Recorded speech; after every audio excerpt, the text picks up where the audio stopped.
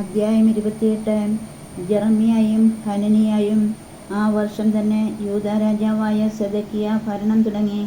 4-ാം വർഷം 5-ാം മാസം ആസൂറിന്റെ പുത്രനും ഗിബെയോനിലെ പ്രവാചകനുമായ ഹനനിയ ദേവാലയത്തിൽ വെച്ച് പുരോഹിതന്മാരുടെയും ജനത്തിന്റെയും സാന്നിധ്യത്തിൽ എന്നോട് പറഞ്ഞു, ഇസ്രായേലിന്റെ ദൈവമായ സൈന്യങ്ങളുടെ കർത്താവ് അരുളിച്ചെയ്യുന്നു, ഞാൻ ബാബിലോൺ രാജാവിന്റെ നുകം തകർത്തുകളയും. ബാബിലോൺ രാജാവ് നെബൂഖദ്നേസർ ദേവാലയത്തിൽ നിന്ന് ബാബിലോണിലേക്ക് എടുത്തുകൊണ്ടുപോയ എല്ലാ ഉപകരണങ്ങളും 2 വർഷത്തിനകം ഞാൻ തിരികെ കൊണ്ടുവരും. യൂദാ രാജാവായ യെഹോയാക്കീമിന്റെ പുത്രൻ യെക്കോനിയായെയും ബാബിലോണിലേക്ക് കൊണ്ടുപോയ യൂദായിലെ എല്ലാ തടവുകാരെയും ഞാൻ ഇവിടേക്ക് തിരികെ കൊണ്ടുവരും. ഞാൻ ബാബിലോൺ രാജാവിന്റെ നുകം തകർക്കും. കർത്താവ് അരുളിച്ചെയ്യുന്നു. അപ്പോൾ യെരമ്യാ പ്രവാചകൻ പുരോഹിതന്മാരുടെയും ദേവാലയത്തിൽ കൂടിയിരുന്ന ജനത്തിന്റെയും മുമ്പാകെ ഹനനിയ പ്രവാചകനോട് പറഞ്ഞു, അങ്ങനെ സംഭവിക്കട്ടെ. ദേവാലയത്തിലെ ഉപകരണങ്ങളെയും സകല അടിമകളെയും ബാബിലോണിൽ നിന്ന് ഇങ്ങോട്ട് കൊണ്ടുവരുമെന്നുള്ള നിന്റെ പ്രവചനം കർത്താവ് നിറവേറ്റട്ടെ. എന്നാൽ ഞാനിപ്പോൾ നിന്നോടും ജനത്തോടും പറയുന്ന ഈ വചനം ശ്രവിക്കുക. എനിക്കും നിനക്കും മുമ്പ് പണ്ടു മുതലേ ഉണ്ടായിരുന്ന പ്രവാചകന്മാർ അനേക ദേശങ്ങൾക്കും പ്രബല രാഷ്ട്രങ്ങൾക്കുമെതിരായി യുദ്ധവും ക്ഷാമവും പകർച്ചവ്യാധിയും ഉണ്ടാകും എന്ന് പ്രവചിച്ചു. സമാധാനം പ്രവചിക്കുന്ന പ്രവാചകൻ യഥാർത്ഥത്തിൽ കർത്താവിനാൽ അയക്കപ്പെട്ടവനാണെന്ന് തെളിയുന്നത് അവൻ പ്രവചിച്ച കാര്യം സംഭവിക്കുമ്പോഴാണ്. അപ്പോൾ ഹനനിയ പ്രവാചകൻ യെരമ്യാ പ്രവാചകന്റെ കഴുത്തിൽ നിന്ന് നുകമെടുത്ത് ഒടിച്ചു കളഞ്ഞിട്ട് ജനത്തോട് പറഞ്ഞു, കർത്താവ് അരുളിച്ചെയ്യുന്നു, ഇങ്ങനെ തന്നെ ബാബിലോൺ രാജാവായ നെബൂഖദ്നേസറിന്റെ നുകം എല്ലാ ജനതകളുടെയും കഴുത്തിൽ നിന്ന് 2 വത്സരത്തിനകം ഞാൻ ഒടിച്ചു കളയും. അപ്പോൾ യെരമ്യാ പ്രവാചകൻ അവിടം വിട്ടുപോയി. യെരമ്യാ പ്രവാചകന്റെ കഴുത്തിൽ നിന്ന് ഹനനിയ പ്രവാചകൻ നുകം ഒടിച്ചു കളഞ്ഞതിനു ശേഷം യെരമ്യായ്ക്ക് കർത്താവിന്റെ അരുളപ്പാടുണ്ടായി. ഹനനിയയോട് ചെന്ന് പറയുക, കർത്താവ് അരുളിച്ചെയ്യുന്നു, നീ മരം കൊണ്ടുള്ള നുകം ഒടിച്ചു കളഞ്ഞു, പകരം ഞാൻ ഇരുമ്പ് കൊണ്ടുള്ള നുകം ഉണ്ടാക്കും. ഇസ്രായേലിന്റെ ദൈവമായ സൈന്യങ്ങളുടെ കർത്താവ് അരുളിച്ചെയ്യുന്നു, ബാബിലോൺ രാജാവായ നെബൂഖദ്നേസറിനെ സേവിക്കുന്നതിന് അടിമത്തത്തിന്റെ ഇരുമ്പു നുകം ഞാൻ സകല ജനതകളുടെയും കഴുത്തിൽ വെച്ചിരിക്കുന്നു. അവർ അവനെ സേവിക്കും. വയലിലെ മൃഗങ്ങളെപ്പോലും ഞാൻ അവന് കൊടുത്തിരിക്കുന്നു. അനന്തരം യെരമ്യാ പ്രവാചകൻ ഹനനിയ പ്രവാചകനോട് പറഞ്ഞു, ഹനനിയ, ശ്രദ്ധിക്കുക. കർത്താവ് നിന്നെ അയച്ചതല്ല. വ്യർത്ഥമായ പ്രത്യാശ നീ ജനത്തിന് നൽകി. അതുകൊണ്ട് കർത്താവ് അരുളിച്ചെയ്യുന്നു, നിന്നെ ഞാൻ ഭൂമുഖത്തു നിന്ന് നീക്കിക്കളയും. ഈ വർഷം തന്നെ നീ മരിക്കും. എന്തെന്നാൽ നീ കർത്താവിനെ ധിക്കരിക്കാൻ പ്രേരണ നൽകി. ആ വർഷം 7-ാം മാസം ഹനനിയ പ്രവാചകൻ മരിച്ചു. അധ്യായം 29. പ്രവാസികൾക്കുള്ള കത്ത്. നെബൂഖദ്നേസർ ജെറുസലേമിൽ നിന്ന് ബാബിലോണിലേക്ക് അടിമകളായി കൊണ്ടുപോയ ശ്രേഷ്ഠന്മാർക്കും പുരോഹിതന്മാർക്കും പ്രവാചകന്മാർക്കും ജനത്തിനും യെരമ്യാ പ്രവാചകൻ ജെറുസലേമിൽ നിന്ന് അയച്ച കത്തിന്റെ പകർപ്പ്. യെക്കോനിയ രാജാവും രാജമാതാവും ഷണ്ഡന്മാരും യൂദയായിലെയും ജെറുസലേമിലെയും പ്രഭുക്കന്മാരും ശില്പികളും ലോഹപ്പണിക്കാരും ജെറുസലേം വിട്ടുപോയതിനു ശേഷമാണ് ഈ കത്തയച്ചത്. ബാബിലോൺ രാജാവായ നെബൂഖദ്നേസറിന്റെ അടുത്തേക്ക് യൂദാ രാജാവായ സെദെക്കിയ അയച്ചവനും ഹില്ക്കീയയുടെ പുത്രനുമായ ഗെമറിയായും ഷാഫാന്റെ പുത്രൻ എലാസായും വഴിയാണ് ഈ കത്ത് ബാബിലോണിലേക്ക് അയച്ചത്. കത്തിലെ സന്ദേശം ഇതാണ്. ജെറുസലേമിൽ നിന്ന് ബാബിലോണിലേക്ക് അടിമകളായി ഞാൻ അയച്ച സകലരോടും ഇസ്രായേലിന്റെ ദൈവമായ സൈന്യങ്ങളുടെ കർത്താവ് അരുളിച്ചെയ്യുന്നു, വീട് പണിത് അതിൽ വസിക്കുവിൻ, തോട്ടങ്ങൾ നട്ടുപിടിപ്പിച്ച് ഫലങ്ങൾ അനുഭവിക്കുവിൻ, വിവാഹം കഴിച്ച് സന്താനങ്ങൾക്ക് ജന്മം നൽകുവിൻ, നിങ്ങളുടെ പുത്രന്മാരെയും വിവാഹം കഴിപ്പിക്കുവിൻ, അവർക്കും മക്കളുണ്ടാകട്ടെ. നിങ്ങൾ പെരുകണം, നിങ്ങളുടെ സംഖ്യ കുറഞ്ഞു പോകരുത്. ഞാൻ നിങ്ങളെ അടിമകളായി അയച്ചിരിക്കുന്ന നഗരങ്ങളുടെ സമാധാനത്തിനായി യജ്ഞിക്കുവിൻ. അവയ്ക്ക് വേണ്ടി കർത്താവിനോട് പ്രാർത്ഥിക്കുവിൻ. നിങ്ങളുടെ ക്ഷേമം അവയുടെ ക്ഷേമത്തെ ആശ്രയിച്ചാണിരിക്കുന്നത്.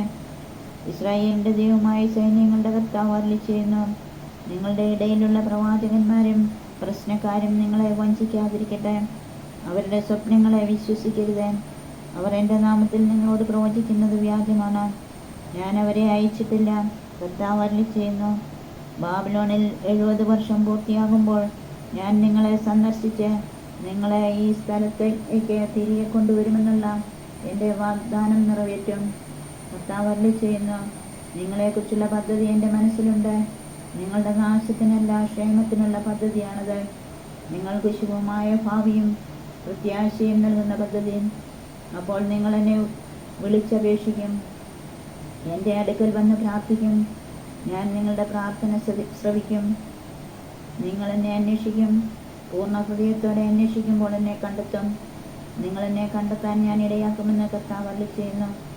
ഞാൻ നിങ്ങളുടെ ഐശ്വര്യം പുനഃസ്ഥാപിക്കും.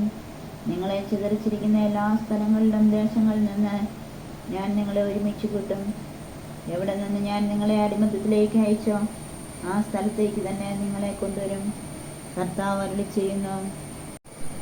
കർത്താവ് നമുക്ക് ബാബിലോണിൽ പ്രവാചകന്മാരെ തന്നിരിക്കുന്നുവെന്ന് നിങ്ങൾ പറയുന്നുവല്ലോ.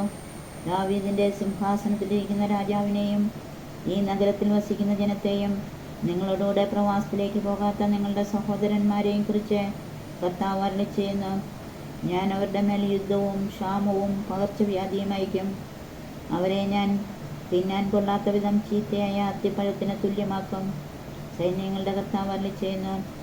വാളും ക്ഷാമവും പകർച്ചവ്യാധിയും കൊണ്ട് ഞാൻ അവരെ വേട്ടയാടും. ഭൂമിയിലുള്ള സകല ജനതകൾക്കും അവർ ബീഭത്സ വസ്തുവും ശാപവുമായിരിക്കും. ഞാൻ അവരെ ചിതറിച്ച രാജ്യങ്ങളിലെല്ലാം അവർ സംഭ്രമവും പരിഹാസവും അവജ്ഞയും ജനിപ്പിക്കും. ഇത് എൻ്റെ ദാസന്മാരായ പ്രവാചകന്മാർ വഴി ഞാൻ പറഞ്ഞ വാക്കുകളെ അവർ ശ്രവിക്കാതിരുന്നത് കൊണ്ടാണ്. കർത്താവ് അരുളിച്ചെയ്യുന്നു. ഞാൻ ഇടവിടാതെ അവരെ അയച്ചിട്ടും നിങ്ങൾ അവരുടെ വാക്ക് കേട്ടില്ല. അതിനാൽ ജെറുസലമിൽ നിന്ന് ബാബിലോണിലേക്ക് പ്രവാസികളായി ഞാൻ അയച്ചിരിക്കുന്ന നിങ്ങളെല്ലാവരും കർത്താവിൻ്റെ വചനം കേൾക്കുവിൻ. ഇസ്രായേലിൻ്റെ ദൈവമായ സൈന്യങ്ങളുടെ കർത്താവ് അരുളിച്ചെയ്യുന്നു. കോലായായുടെ പുത്രൻ ആഹാബും മാസയായുടെ പുത്രൻ സെദക്കിയായും എൻ്റെ നാമത്തിൽ വ്യാജം പ്രവചിക്കുന്നു. ഇതാ അവരെ ഞാൻ ബാബിലോൺ രാജാവായ നെബൂഖദ്നേസറിൻ്റെ കയ്യിൽ ഏൽപ്പിക്കും. നിങ്ങളുടെ കൺമുൻപിൽ വെച്ച് അവൻ അവരെ വധിക്കും. അവരുടെ അന്ത്യത്തെ ആസ്പദമാക്കി ബാബിലോണിലുള്ള യൂദാ പ്രവാസികൾ ഈ ശാപവാക്യം ഉപയോഗിക്കും. സെദക്കിയായെയും ആഹാബിനെയും ബാബിലോൺ രാജാവ് തീയിൽ ചുട്ടതുപോലെ കർത്താവ് നിന്നോടും ചെയ്യട്ടെ. അവർ അയൽക്കാരുടെ ഭാര്യമാരുമായി വ്യഭിചാരത്തിൽ ഏർപ്പെടുകയും ഞാൻ കൽപ്പിക്കാതെ എൻ്റെ നാമത്തിൽ വ്യാജം പ്രവചിക്കുകയും ചെയ്ത് ഇസ്രായേലിൽ തിന്മ പ്രവർത്തിച്ചതിൻ്റെ ഫലമാണിത്. ഞാനതറിയുന്നു. ഞാൻ തന്നെ അതിന് സാക്ഷിയാണ്. കർത്താവ് അരുളിച്ചെയ്യുന്നു. ശെമായായുടെ പ്രതികരണം. നെഹ്ലാമ്യനായ ശെമായായോട് നീ പറയണം, ഇസ്രായേലിൻ്റെ ദൈവമായ സൈന്യങ്ങളുടെ കർത്താവ് അരുളിച്ചെയ്യുന്നു. നീ ജെറുസലമിലുള്ള ജനത്തിനും പുരോഹിതനായ മാസയായുടെ പുത്രൻ സെഫാനിയായ്ക്കും എല്ലാ പുരോഹിതന്മാർക്കും നിന്റെ നാമത്തിൽ കത്തുകൾ അയച്ചു. കർത്താവ് യഹോയാദായ്ക്ക് പകരം നിന്നെ പുരോഹിതനാക്കിയത് നീ ദേവാലയത്തിൽ അധികാരിയായിരിക്കുന്നതിനും പ്രവാചക വേഷം കിട്ടുന്ന ഭ്രാന്തന്മാരെ വിലങ്ങുവെച്ച് തടവിലാക്കുന്നതിനും വേണ്ടിയാണ്. എന്നിട്ടും നിങ്ങളുടെ മുമ്പിൽ പ്രവാചകനെന്ന് നടിക്കുന്ന അനാത്തോത്തുകാരനായ ജെറമ്യായെ ശാസിക്കാത്തതെന്ത്? അതുകൊണ്ടല്ലേ അവൻ ബാബിലോണിലേക്ക് ആളയച്ച് ഈ പ്രവാസം ദീർഘിക്കും, വീട് പണിത് വസിക്കുവിൻ, തോട്ടങ്ങൾ നട്ടുപിടിപ്പിച്ച് ഫലം അനുഭവിക്കുവിനെന്ന് പറഞ്ഞത്. പുരോഹിതനായ സെഫാനിയ ജെറമ്യാ പ്രവാചകൻ കേൾക്കത് ഈ കത്ത് വായിച്ചു. അപ്പോൾ ജെറമ്യായ്ക്ക് കർത്താവിൻ്റെ അരുളപ്പാടുണ്ടായി. നീ ആളയച്ച് എല്ലാ പ്രവാസികളോടും പറയുക, നെഹലാമ്യനായ ശെമായായെക്കുറിച്ച് കർത്താവ് അരുളിച്ചെയ്യുന്നു. ഞാൻ അയക്കാഞ്ഞിട്ടും അവൻ നിങ്ങളോട് പ്രവചിക്കുകയും നിങ്ങൾ ആ നുണയിൽ വിശ്വസിക്കാൻ ഇടയാക്കുകയും ചെയ്തു. അതുകൊണ്ട് കർത്താവ് അരുളിച്ചെയ്യുന്നു, ഞാൻ നെഹലാമ്യനായ ശെമായയെയും അവൻ്റെ സന്തതികളെയും ശിക്ഷിക്കും. എൻ്റെ ജനത്തിന് ഞാൻ നൽകുന്ന നന്മ കാണാൻ അവരിൽ ആരും അവശേഷിക്കുകയില്ല.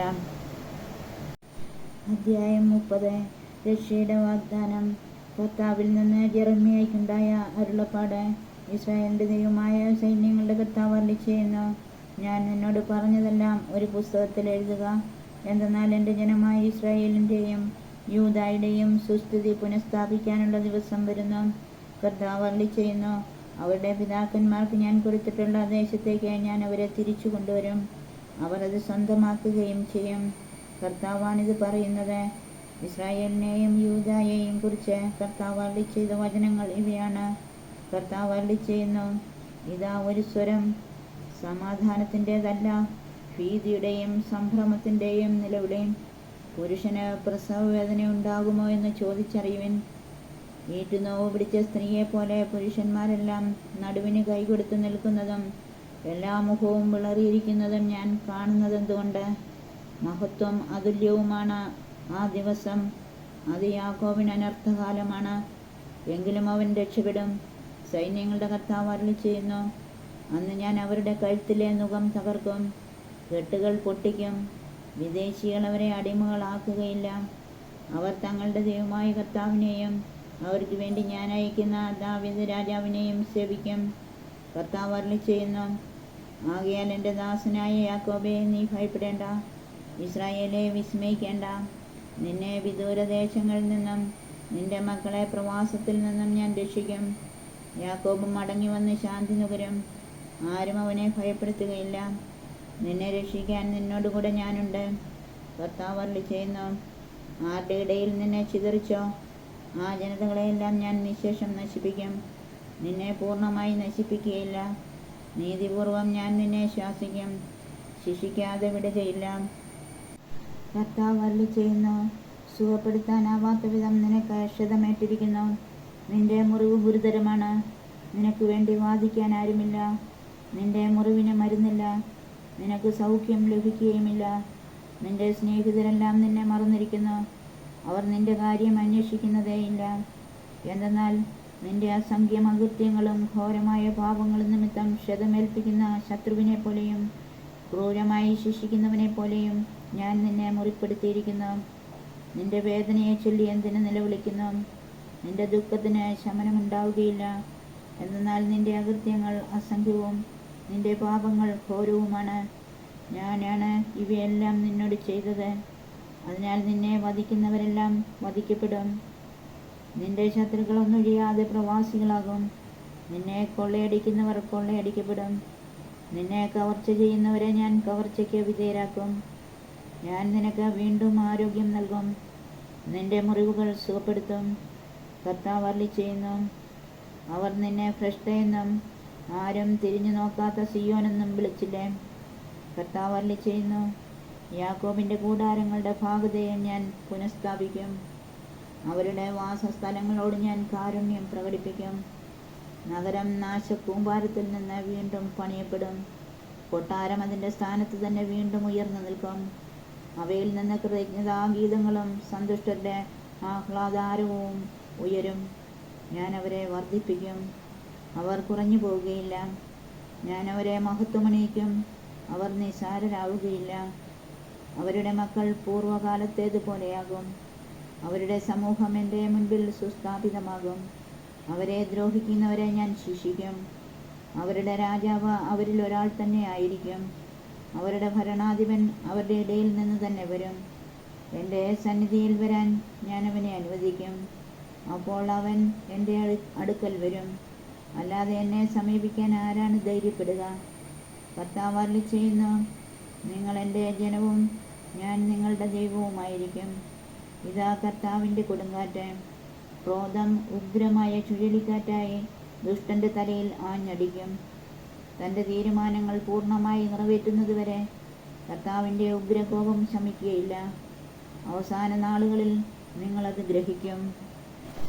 അധ്യായം 31. ഇസ്രായേലിൻ്റെ തിരിച്ചുവരവ്. കർത്താവ് അരുളിച്ചെയ്യുന്നു, അന്ന് ഞാൻ എല്ലാ ഇസ്രായേൽ ഭവനങ്ങളുടെയും ദൈവമായിരിക്കും, അവർ എൻ്റെ ജനവുമായിരിക്കും. കർത്താവ് അരുളിച്ചെയ്യുന്നു, വാളിനെ അതിജീവിച്ച ജനം മരുഭൂമിയിൽ കൃപ കണ്ടെത്തി. ഇസ്രായേൽ വിശ്രമം കണ്ടെത്താൻ പോവുകയാണ്. വിദൂരത്തിൽ നിന്ന് കർത്താവ് അവന് പ്രത്യക്ഷനായി അരുളിച്ചെയ്തു, എനിക്ക് നിന്നോടുള്ള സ്നേഹം അനന്തമാണ്, നിന്നോടുള്ള വിശ്വസ്തത അചഞ്ചലവും. കന്യകയായ ഇസ്രായേലെ, നിന്നെ ഞാൻ വീണ്ടും പണിതുയർത്തും. നീ വീണ്ടും തപ്പുകളെടുത്ത് നർത്തകരുടെ നിരയിലേക്ക് നീങ്ങും. സമരിയ പർവ്വതങ്ങളിൽ നീ വീണ്ടും മുന്തിരിത്തോട്ടങ്ങൾ നട്ടുപിടിപ്പിക്കും. കൃഷിക്കാർ കൃഷി ചെയ്ത് ഫലം അനുഭവിക്കും. എഴുന്നേൽക്കുക, സിയോനിലേക്ക്, നമ്മുടെ ദൈവമായ കർത്താവിൻ്റെ അടുക്കലേക്ക് നമുക്ക് പോകാം. എന്ന് എബ്രാഹിം മലമ്പ്രദേശങ്ങളിൽ നിന്ന് കാവൽക്കാർ വിളിച്ചു പറയുന്ന ദിവസം വരും. കർത്താവ് അരുളിച്ചെയ്യുന്നു, യാക്കോബിനെ പ്രതി സന്തോഷിച്ച് ആനന്ദിക്കുവിൻ, ജനതകളുടെ തലവനെക്കുറിച്ച് ആഹ്ലാദാരവം മുഴക്കുവിൻ. കർത്താവ് തൻ്റെ ജനത്തെ, ഇസ്രായേലിൽ അവശേഷിച്ചവരെ രക്ഷിച്ചിരിക്കുന്നുവെന്ന് സ്തുതി പാടുവിൻ. ഞാൻ അവരെ ഉത്തരദേശത്ത് നിന്ന് കൊണ്ടുവരും, ഭൂമിയുടെ അതിർത്തികളിൽ നിന്ന് ഒരുമിച്ച് കൂട്ടും. അന്ധരും മുടന്തരും ഗർഭിണികളും ഈറ്റുനോവ് തുടങ്ങിയവരും ഉൾപ്പെട്ട ഒരു വലിയ കൂട്ടമായിരിക്കും അവർ. കണ്ണീരോടെയാണ് അവർ വരുന്നത്, എന്നാൽ ഞാൻ അവരെ ആശ്വസിപ്പിച്ച് നയിക്കും. ഞാൻ അവരെ നീരൊഴുക്കുകളിലേക്ക് നയിക്കും. അവരുടെ വഴി സുഗമമായിരിക്കും, അവർക്ക് കാലിടറുകയില്ല. എന്തെന്നാൽ ഞാൻ ഇസ്രായേലിന് പിതാവാണ്, എബ്രാഹിം എൻ്റെ ആദ്യജാതനും. ജനതകളെ, കർത്താവിൻ്റെ വചനം കേൾക്കുവിൻ, വിദൂര ദ്വീപുകളിൽ അത് പ്രഘോഷിക്കുവിൻ. ഇസ്രായേലിനെ ചിതറിച്ചവൻ അവരെ ഒരുമിച്ച് കൂട്ടുകയും ഇടയൻ ആട്ടിൻകൂട്ടത്തെ എന്ന പോലെ പാലിക്കുകയും ചെയ്യും എന്ന് പറയുവിൻ. കർത്താവ് യാക്കോബിനെ വീണ്ടെടുത്തിരിക്കുന്നു, ബലിഷ്ഠകരങ്ങളിൽ നിന്ന് അവനെ രക്ഷിച്ചിരിക്കുന്നു. ആഹ്ലാദാരവത്തോടെ അവർ സിയോൻ മലയിലേക്ക് വരും. കർത്താവിൻ്റെ വിശിഷ്ട ദാനങ്ങളായ ധാന്യം, വീഞ്ഞ്, എണ്ണ, ആടുമാടുകൾ എന്നിവയാൽ അവർ സന്തുഷ്ടരാകും. അവർ ജലസമൃദ്ധമായ തോട്ടം പോലെയാകും. അവർ ഇനി ഒരിക്കലും ദുഃഖിക്കുകയില്ല. അപ്പോൾ കന്യകമാർ നൃത്തം ചെയ്ത് ആനന്ദിക്കും, യുവാക്കളും വൃദ്ധരും സന്തോഷചിത്തരാകും. ഞാൻ അവരുടെ വിലാപം ആഹ്ലാദമാക്കി മാറ്റും, അവരെ ദുഃഖമകറ്റി സന്തോഷിപ്പിക്കുകയും ആശ്വസിപ്പിക്കുകയും ചെയ്യും. ഞാൻ പുരോഹിതന്മാരെ സമൃദ്ധി കൊണ്ട് സന്തുഷ്ടരാക്കും, എൻ്റെ അനുഗ്രഹങ്ങൾ കൊണ്ട് എൻ്റെ ജനം സംതൃപ്തരാകും. കർത്താവ് അരുളിച്ചെയ്യുന്നു, കർത്താവ് അരുളിച്ചെയ്യുന്നു, ഇതാ റാമായിൽ നിന്ന് ഒരു സ്വരം, വിലാപത്തിൻ്റെയും ഹൃദയം തകർന്ന രോദനത്തിൻ്റെയും സ്വരം. റാഹേൽ തൻ്റെ മക്കളെ ചൊല്ലി വിലപിക്കുന്നു. അവളുടെ മക്കളിൽ ആരും അവശേഷിക്കാത്തതിനാൽ അവൾക്ക് ആശ്വാസം കൊള്ളാൻ കഴിയുന്നില്ല. കർത്താവ് അരുളിച്ചെയ്യുന്നു, കരച്ചിൽ നിർത്തി കണ്ണീർ തുടയ്ക്കൂ, നിന്റെ യാതനകൾക്ക് പ്രതിഫലം ലഭിക്കും. ശത്രുക്കളുടെ ദേശത്തു നിന്ന് അവർ തിരികെ വരും. കർത്താവ് അരുളിച്ചെയ്യുന്നു, നിന്റെ ഭാവി പ്രത്യാശാഭരിതമാണ്, നിന്റെ മക്കൾ സ്വദേശത്തേക്ക് തിരിച്ചു വരും. കർത്താവ് അരുളിച്ചെയ്യുന്നു, എബ്രാഹിം ഇപ്രകാരം വിലപിക്കുന്നത് ഞാൻ കേട്ടു. അങ്ങനെ ശിക്ഷിച്ചു, മുഖം വയ്ക്കാത്ത കാളക്കുട്ടിക്കെന്ന പോലെ അവിടുന്ന് എനിക്ക് ശിക്ഷണം നൽകി. എന്നെ തിരികെ കൊണ്ടുവരണമേ, മടങ്ങി വരാൻ എന്നെ ശക്തനാക്കണമേ. അവിടുന്നാണല്ലോ എൻ്റെ ദൈവമായ കർത്താവ്. എനിക്ക് വഴിതെറ്റിപ്പോയി, ഇപ്പോൾ ഞാൻ അനുതപിക്കുന്നു. തെറ്റു മനസ്സിലാക്കിയപ്പോൾ ഞാൻ മാറത്തടിച്ചു കരഞ്ഞു. ഞാൻ ലജ്ജിച്ച് തല താഴ്ത്തി. യൗവനത്തിലെ അവമാനഭാരം ഞാൻ ഇപ്പോഴും വഹിക്കുന്നു. എബ്രാഹിം എൻ്റെ വത്സലപുത്രനല്ലേ, എൻ്റെ ഓമനക്കുട്ടൻ. അവന് വിരോധമായി പെരുമാറുമ്പോഴെല്ലാം അവൻ്റെ സ്മരണ എന്നിൽ ഉദിക്കുന്നു. എൻ്റെ ഹൃദയം അവന് വേണ്ടി തുടിക്കുന്നു. എനിക്ക് അവനോട് നിസ്സീമമായ കരുണ തോന്നുന്നു. കർത്താവ് അരുളിച്ചെയ്യുന്നു, കൈചൂണ്ടികളും വഴികാട്ടികളും സ്ഥാപിച്ച് നീ കടന്നുപോയ വഴി നന്നായി മനസ്സിലുറപ്പിക്കുക. ഇസ്രായേൽ കന്യകയെ, മടങ്ങി വരിക, നിന്റെ ഈ നഗരങ്ങളിലേക്ക് ഓടിയെത്തുക. അവിശ്വസ്തയായ മകളെ, നീ എത്ര നാൾ അലഞ്ഞു തിരിയും? കർത്താവ് ഭൂമിയിൽ ഒരു പുതിയ സൃഷ്ടി നടത്തിയിരിക്കുന്നു, സ്ത്രീ പുരുഷനെ പരിപാലിക്കുന്നു. പുതിയ ഉടമ്പടി. ഇസ്രായേലിൻ്റെ ദൈവമായ സൈന്യങ്ങളുടെ കർത്താവ് അരുളിച്ചെയ്യുന്നു, യൂദാദേശത്തും അതിലെ പട്ടണങ്ങളിലുമുള്ളവർക്ക് വീണ്ടും ഞാൻ ഐശ്വര്യം വരുത്തുമ്പോൾ, നീതിയുടെ പാളയമേ, വിശുദ്ധ പർവ്വതമേ, കർത്താവ് നിന്നെ അനുഗ്രഹിക്കട്ടെ എന്നവർ പറയും. യൂദായിലും അതിലെ നഗരങ്ങളിലും കർഷകരും ഇടയന്മാരും ഒരുമിച്ച് വസിക്കും. ക്ഷീണിതരെ ഞാൻ ശക്തിപ്പെടുത്തും, ദുഃഖിതരെ ഞാൻ ആശ്വസിപ്പിക്കും. അപ്പോൾ ഉന്മേഷവാനായി ഞാൻ ഉണർന്നു. എൻ്റെ ഉറക്കം സുഖകരമായിരുന്നു. ഞാൻ ഇസ്രായേൽ ഭവനത്തിലും യൂദാ ഭവനത്തിലും മനുഷ്യർക്കും മൃഗങ്ങൾക്കും സന്താനപുഷ്ടിയുണ്ടാക്കുന്ന കാലം വരുന്നു. കർത്താവ് അരുളിച്ചെയ്യുന്നു, ഞാൻ അവരെ പിഴുതെറിയാനും ഇടിച്ചു തകർക്കാനും നശിപ്പിക്കാനും തകിടം മറിക്കാനും ശ്രദ്ധിച്ചതുപോലെ അവരെ പണിതുയർത്താനും നട്ടുവളർത്താനും ശ്രദ്ധിക്കും എന്ന് കർത്താവ് അരുളിച്ചെയ്യുന്നു. പിതാക്കന്മാർ പച്ചമുന്തിരിങ്ങ തിന്ന് മക്കളുടെ പല്ല് പുളിച്ചുവെന്ന് ആ നാളുകളിൽ അവർ പറയുകയില്ല. ഓരോരുത്തനും അവനവൻ്റെ അകൃത്യം നിമിത്തമാണ് മരിക്കുക. പച്ചമുന്തിരിങ്ങ തിന്നുന്നവൻ്റെ പല്ല് പുളിക്കൂ. കർത്താവ് അരുളിച്ചെയ്യുന്നു, ഇസ്രായേൽ ഗോത്രത്തോടും യൂദാ ഗോത്രത്തോടും ഞാൻ ഒരു പുതിയ ഉടമ്പടി ചെയ്യുന്ന ദിവസം ഇതാ വരുന്നു. ഞാൻ അവരെ കൈക്ക് പിടിച്ച് ഈജിപ്തിൽ നിന്ന് കൊണ്ടുവന്ന നാളിൽ അവരുടെ പിതാക്കന്മാരോട് ചെയ്ത ഉടമ്പടി പോലെ ആയിരിക്കുകയില്ല അത്. ഞാൻ അവരുടെ കർത്താവായിരുന്നിട്ടും എൻ്റെ ഉടമ്പടി അവർ ലംഘിച്ചു.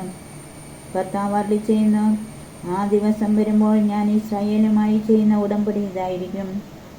ഞാൻ എൻ്റെ നിയമം അവരുടെ ഉള്ളിൽ നിക്ഷേപിക്കും, അവരുടെ ഹൃദയത്തിൽ എഴുതും. ഞാൻ അവരുടെ ദൈവവും അവർ എൻ്റെ ജനവുമായിരിക്കും. കർത്താവിനെ അറിയുക എന്ന് ഇനി ആരും സഹോദരനെയോ അയൽക്കാരനെയോ പഠിപ്പിക്കേണ്ടി വരികയില്ല. അവർ വലിപ്പച്ചെറുപ്പമെന്നേ എല്ലാവരും എന്നെ അറിയും എന്ന് കർത്താവ് അരുളിച്ചെയ്യുന്നു. അവരുടെ അകൃത്യത്തിന് ഞാൻ മാപ്പ് നൽകും, അവരുടെ പാപം മനസ്സിൽ വയ്ക്കുകയില്ല. പകൽ പ്രകാശിക്കാൻ സൂര്യനെയും രാത്രിയിൽ പ്രകാശിക്കാൻ ചന്ദ്രതാരങ്ങളെയും നൽകുന്ന, കടലിനെ ഇളക്കി അലകളെ അലറിക്കുന്ന, സൈന്യങ്ങളുടെ കർത്താവ് എന്ന നാമം ധരിക്കുന്ന കർത്താവ് അരുളിച്ചെയ്യുന്നു, ഈ നിശ്ചിത സംവിധാനത്തിന് എൻ്റെ മുമ്പിൽ ഇളക്കം വന്നാൽ മാത്രമേ ഇസ്രായേൽ സന്തതി ഒരു ജനതയെന്ന നിലയിൽ എൻ്റെ മുൻപിൽ നിന്ന് എന്നേക്കുമായി മാഞ്ഞു പോവുകയുള്ളൂ. കർത്താവ് അരുളിച്ചെയ്യുന്നു, മുകളിൽ ആകാശത്തിൻ്റെ അളവെടുക്കാനും താഴെ ഭൂമിയുടെ അടിസ്ഥാനം കണ്ടുപിടിക്കാനും കഴിയുമോ?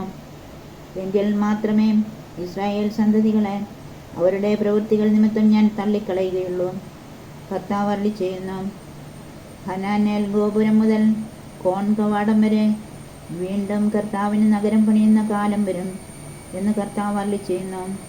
നഗരത്തിൻ്റെ അതിർത്തി ഗാരേബ് കുന്നുവരെ നേരെ ചെന്ന് ബോവാഹിലേക്ക് തിരിയും. മൃതശരീരങ്ങളുടെയും ചാരത്തിൻ്റെയും താഴ്വരയും കെദ്രോൻ അരുവി വരെയുള്ള വയലുകളും കിഴക്ക് അശ്വകവാടത്തിൻ്റെ മൂല വരെയുള്ള സ്ഥലവും കർത്താവിന് പ്രതിഷ്ഠിക്കപ്പെടും. ഇനി ഒരിക്കലും അത് നശിപ്പിക്കപ്പെടുകയില്ല.